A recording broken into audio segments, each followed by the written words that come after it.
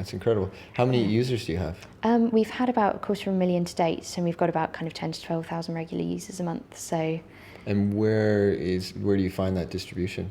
It's mostly web actually, which really shocked me. Not mobile.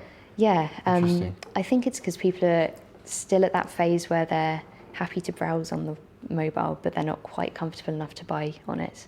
And everyone goes, it's because of security, and it's like it's really no less secure on mobile than it is on web. But I don't buy Amazon on my mobile. I always want to be at a computer for some reason. Yeah, there's that weird social barrier that we've got at the moment, and I think it's beginning to kind of break down. And we're seeing a slow shift towards mobile usage, but web is definitely the best platform for us at the moment. And heavily UK based? Yeah, we've only launched in the UK, so okay. we've limited it on the App Store to the UK, and we're launching in Singapore later on this year, which will be really cool to try out in that market. Why Singapore?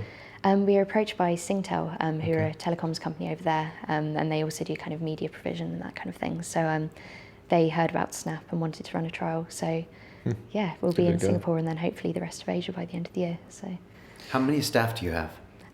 There's a grand total of 4 of us full time, and then 7 kind of all together. So. You know how to run a lean operation. Yeah, it's a lean startup. And I think it's something some people could learn from you. As far as I'm sure you've been times where you're like, if we doubled the employees, I could do X, Y, and Z. But you obviously don't run your organization that way. Have you been conflicted in the past?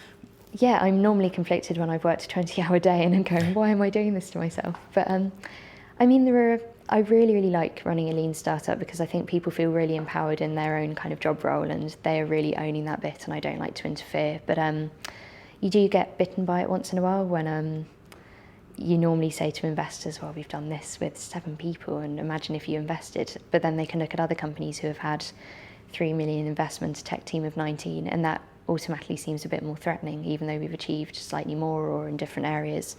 So I think there's definitely a balance to be had on being lean, but also putting out that projection of we're not just 7 people in a room, like you can trust us and we're a good company to work with, especially when it comes to commercial partnerships as well. It's kind of proving that working with such a small company is kind of a good thing for them to do.